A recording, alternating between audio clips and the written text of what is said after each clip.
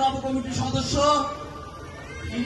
ইলিয়াস ফকির, উপস্থিত আছেন মামুন মোল্লা, উপস্থিত আছেন কামরুল, উপস্থিত আছেন রতন ইসলাম বাড়ি সহ বিএনপির অঙ্গ সংগঠনের নেতৃবৃন্দকে জানাই ঢাকা মহানগর উত্তর যুব দলের পক্ষ হতে আন্তরিক শুভেচ্ছা এবং অভিনন্দন। দুটি কথা, আমাদের শ্রদ্ধেয় বড় ভাই এস.এম. কায়েস আহমেদ পাপ্পু ভাই বলেছেন এবং জাকির ভাই বলেছেন যে ষড়যন্ত্র, রাজনীতি করতে গেলে ষড়যন্ত্র থাকবেই। এই ষড়যন্ত্র উপেক্ষা করে রাজনীতি করতে হবে, কারণ বিএনপি বিরাট একটি দল, এখানে সবাই তার রাজনীতির পরিচয় চায়।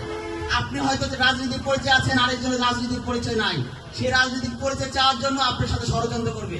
সুতরাং এরা এই ষড়যন্ত্র উপেক্ষা করে নিজেকে ফ্রেশ রেখে রাজপথে থাকতে হবে, এটাই হলো বিএনপি নীতি। এভাবে রাজনীতিটা করতে হবে। শুধু নট অনলি বিএনপি, সকল অঙ্গ সকল দলে কিন্তু ষড়যন্ত্রটা থাকে। আমাদের এই যে পুতিন, রাশিয়ার পুতিন, তাই সেও কিন্তু ষড়যন্ত্রের শিকার।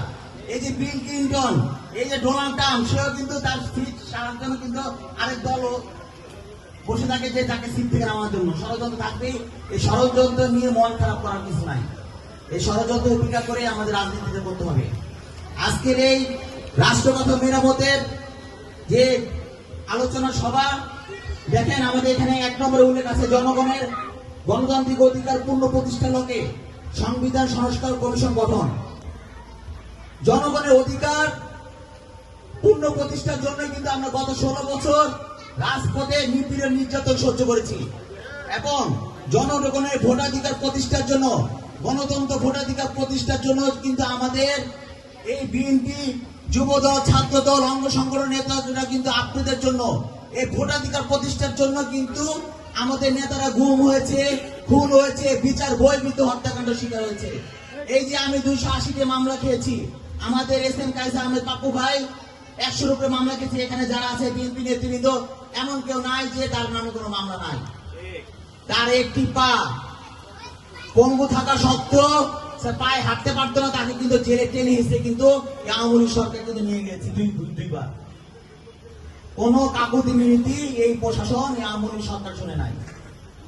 আমরা কিন্তু দেখেন এই যে আওয়ামী লীগ মাঝে মধ্যে ধরা খায়, আমরা কিন্তু তাদেরকে টেনে হিসেবে কিন্তু পুলিশে দিই না, দেই না, আমরা কিন্তু টেনে হিসেবে পুলিশে দিই না। এটাই জাতীয়তাবাদী দল, এটাই আমাদের শহীদ রাষ্ট্রপতি জিয়া রহমান আদর্শিক দল, আমাদের বিএনপি ভারপ্রাপ্ত চেয়ারম্যান জনাব তারেক রহমান আদর্শিক দল। আমাদের নেতা কর্মীরা কোনো উগ্র নাই, তারা দল করছে, আওয়ামী লীগ করছে, ছাত্রলীগ করছে বা যুবলীগ করছে, যে দল সংগঠন করুক না কেন, তাদের শাস্তি প্রশাসন দিবে, আইন দিবে। আমরা তাদেরকে টেনে হিসেবে কখনো তাদেরকে নিয়ে আমরা পুলিশে সোপর্দ করি নাই। এটাই আমাদের আদর্শিক, এটি আমাদের দলের, আমাদের নেতা কর্মীরা।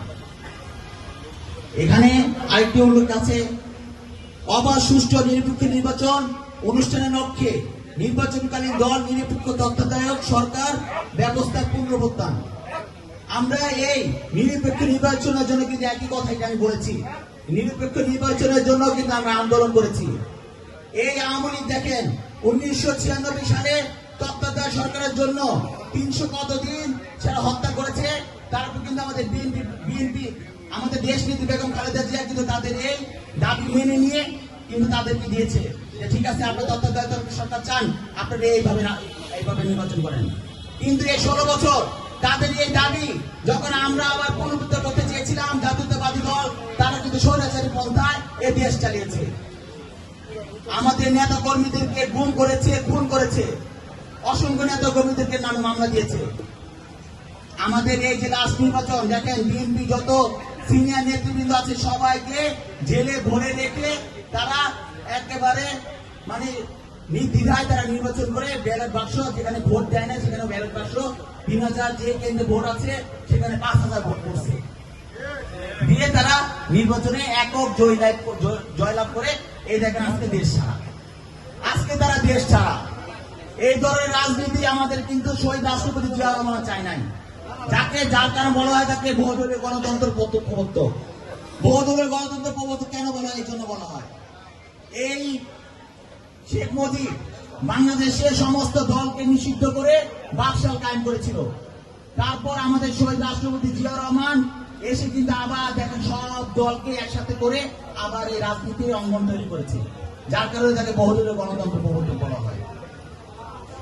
এখানেও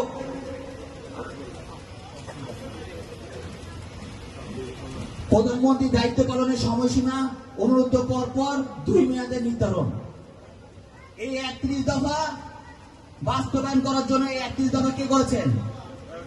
তারেক রহমান করেছেন। দেখেন এখানে লেখা বিএনপি ভারপ্রাপ্ত চেয়ারম্যান জনাব তারেক রহমান কর্তৃক জাতির সামনে উপস্থাপিত রাষ্ট্র কাঠামো 31 দফা উনি করেছেন।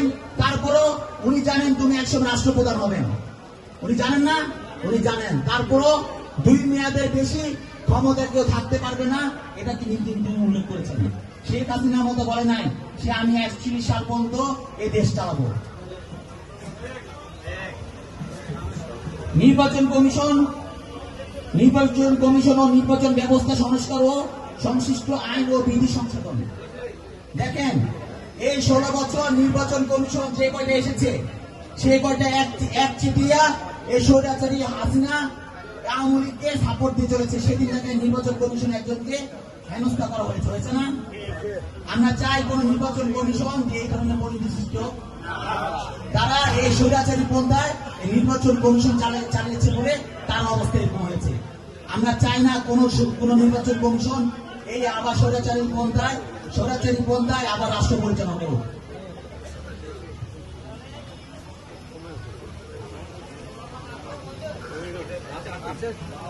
মিডিয়া কমিশন গঠন করে তথ্য ও মত প্রকাশের স্বাধীনতা নিশ্চিতকরণ।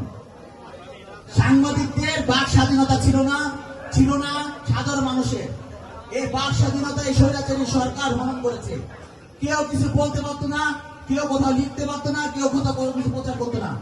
করলেই তাকে এই আইসিটি মামলায় জেলে ভরে দিত, যেটা হত্যা মামলা থেকে ডেঞ্জারাস। আইসিটি মামলা যে খেয়েছে তার কোনো 1 বছরে তার কোনো জামিন নাই। অথচ যে একটা মানুষকে হত্যা করেছে সে 1 মাসের মধ্যে তার জামিন হয়ে যায়। এই ধরনের মত প্রকাশের স্বাধীনতা এই স্বৈরাচারী সরকার হনন করেছে, যার জন্য আমাদের জাতীয়তাবাদের দলের আমাদের বিএনপি ভারপ্রাপ্ত চেয়ারম্যান জনাব তারেক রহমান বলেছেন মত প্রকাশের স্বাধীনতা অবশ্যই তারা দিবেন। ব্যবস্থা গ্রহণ ও ন্যায়পাল নিয়োগ করতে হবে। এই দুর্নীতি স্বৈরাচারী সরকার বড় বড় প্রজেক্ট করে মেগা প্রজেক্ট করে যেভাবে দুর্নীতি করেছে, অনর্থক যেটা কোনো দরকারই নেই সেখানে যে মেগা প্রজেক্ট করে টাকা হাতিয়ে নেওয়ার একটা ফন্দি তারা লুটেছিল। যেসব টাকা দুর্নীতি করে বাইরে চলে গেছে ওই সব টাকা আমাদের দল যদি ক্ষমতা আসে, বিএনপি যদি কখনো ক্ষমতা আসে, তখন এই ধরনের টাকা আবার দেশে ফিরে না আনা হবে। এবার বলছে ন্যায়পাল প্রতিষ্ঠা করা। সুতরাং মাগরিব আজান দিয়ে দিবে। আপনাদের এখানে আমি বারবার আসি একটি কারণ, জজ ভাই বরাবরই আমি আমার প্রোগ্রামগুলি উপস্থাপনা করে। ধন্যবাদ জজ ভাইকে। চেয়ারম্যান বিএনপির ভারপ্রাপ্ত চেয়ারম্যান জনাব তারেক রহমান যেন শুনতে পায় এই আওয়ামী লীগ অধ্যুষিত এলাকা যেন আর না হয়, এটার জন্য বিএনপির অধ্যুষিত এলাকা হয়। সামনে নির্বাচনে এই নগরবাদ বিপুল ভোটে যেন বিএনপি পাস করে এটা যেন শুনতে পায়। ধন্যবাদ সবাইকে। আমার জন্য দোয়া করবেন, আমার বিএনপি ভারপ্রাপ্ত চেয়ারম্যান জনাব তারেক রহমানের জন্য দোয়া করবেন, আমাদের দেশ নীতি বেগম খালেদার জন্য দোয়া করবেন, আমার জন্য দোয়া করবেন। যেন বাংলাদেশ জিন্দাবাদ, বাংলাদেশ জাতীয়তাবাদী যুবদল জিন্দাবাদ, বিএনপি ভারপ্রাপ্ত চেয়ারম্যান জিন্দাবাদ। ধন্যবাদ। জন্য একটা সুসংবাদ আছে, এইমাত্র আমার কাছে আমাদের এই আলোচনা